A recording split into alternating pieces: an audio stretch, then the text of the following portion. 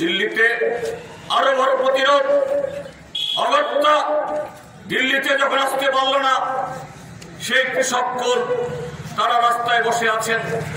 আপনারা জানেন এই সময়েতে দিল্লিতে কি ধরনের শীত, 5 ডিগ্রি সেলসিয়াসের নিচে। তাদের মন ভাঙেনি, হৃদয় ভাঙেনি, তারা সেখানে বসে আছেন। কাজে তাদের প্রতি সম্মতি জানিয়ে আজকে আমরা এখানে মিলিত হয়েছি। সারা দেশে লক্ষাধিক জায়গায়, লক্ষাধিক এরকম জায়গায় আজকে মিলনের শহরাজ্য আমরা করছি।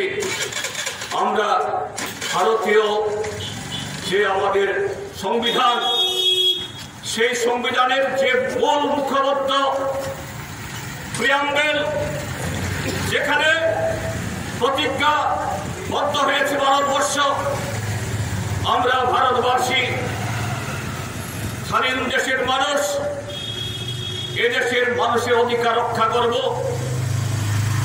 এদেশের মানুষের স্বাধীনতার সংগ্রামের যে ত্যাগের তিতিক্ষার, সে প্রতিশ্রুতিগুলিকে বাস্তবায়িত করব।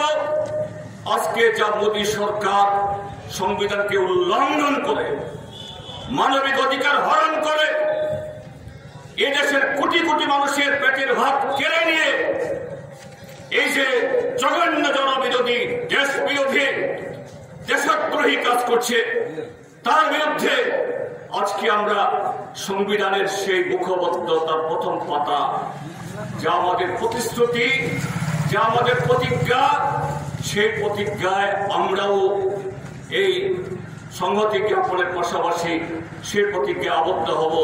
যে কোনো মূল্যে মোদী সরকারকে এই 3টি আইন বাতিল করতে হবে, দেশকে রক্ষা করার জন্য, দেশের মানুষের খাদ্য নিরাপত্তা সুনিশ্চিত করার জন্য।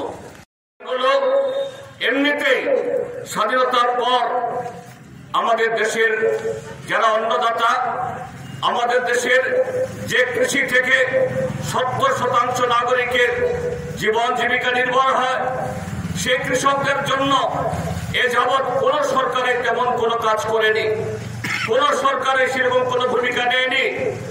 কৃষকদের যে চাহিদা, তাদের যে স্বপ্ন, স্বাধীনতা আন্দোলনের সময়তে যে প্রত্যাহার জারি করা হয়েছিল, এগুলো প্রতিফলিত হয়নি।